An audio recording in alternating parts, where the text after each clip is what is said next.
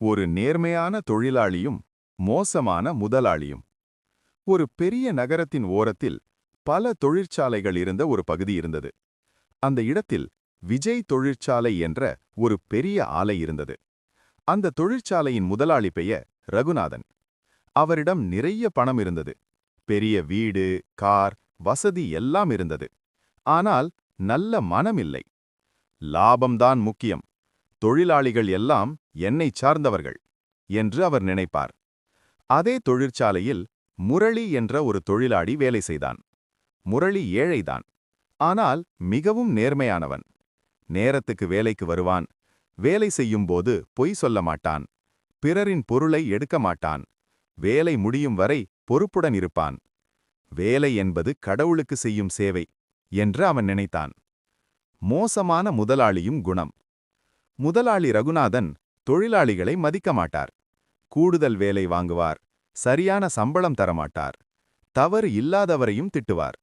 லாபம் வந்தால் தனக்கே வைத்துக் கொள்வார். ஒரு நாள் அவர் நினைத்தார், தொழிலாளிகளுக்கு குறைவாக சம்பளம் கொடுத்தால் எனக்கு அதிக லாபம் கிடைக்கும். அன்று ரகுநாதன் ஒரு புதிய விதியை அறிவித்தார். இனி வேலை நேரம் அதிகம், ஆனால் சம்பளம் குறைவு. தொழிலாளிகள் எல்லோரும் பயந்தார்கள். யாரும் எதிர்த்து பேசவில்லை. ஆனால் முரளி மட்டும் மனத்தில் கவலைப்பட்டான். இது அநியாயம். நேர்மையாக உழைப்பவர்களுக்கு இப்படி செய்யலாமா என்று எண்ணினான். ஒருநாள் முரளி கணக்கு புத்தகங்களை பார்க்கும் வேலை செய்தான். அப்போது அவன் கவனித்தான், தொழிற்சாலையின் லாபம் அதிகம். ஆனால் தொழிலாளிகளுக்கு சம்பளம் குறைவு. அரசு வரி சரியாக செலுத்தப்படவில்லை. முரளி அதிர்ந்தான். இது தவறு, பெரிய தவறு என்று நினைத்தான். நேர்மையின் துணிச்சல். முரளி பயப்படவில்லை. அவன் முதலாளியிடம் நேராக சென்று, சார், நாம் தொழிலாளிகளுக்கு அநியாயம் செய்கிறோம், இது சரியில்லை என்று அமைதியாக சொன்னான். ரகுநாதன் கோபப்பட்டார். நீ யார் எனக்கு புத்தி சொல்ல என்று கத்தினார். முரளி அமைதியாக சொன்னான், நேர்மை யாருக்காகவும் மாறக்கூடாது சார். சில நாட்களில் அரசு அதிகாரிகள் தொழிற்சாலையை சோதனைக்கு வந்தார்கள். முரளி பயப்படவில்லை. நடந்த உண்மையையெல்லாம் தெளிவாக சொன்னான். கணக்கு புத்தகங்கள் சோதனை செய்யப்பட்டது. மோசடி வெளிச்சம் வந்தது. ரகுநாதன் தலை குனிந்தார். சட்டப்படி தண்டனை, அபராதம். தொழிற்சாலை சில நாட்கள் மூடப்பட்டது.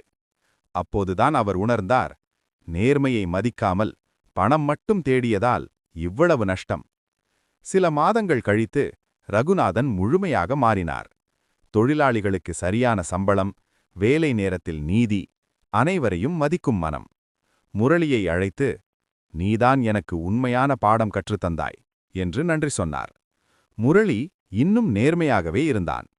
தொழிலாளிகள் எல்லோரும் மகிழ்ச்சியுடன் வேலை செய்தார்கள். தொழிற்சாலை மீண்டும் வளர்ந்தது. இந்த முறை நேர்மையுடன்.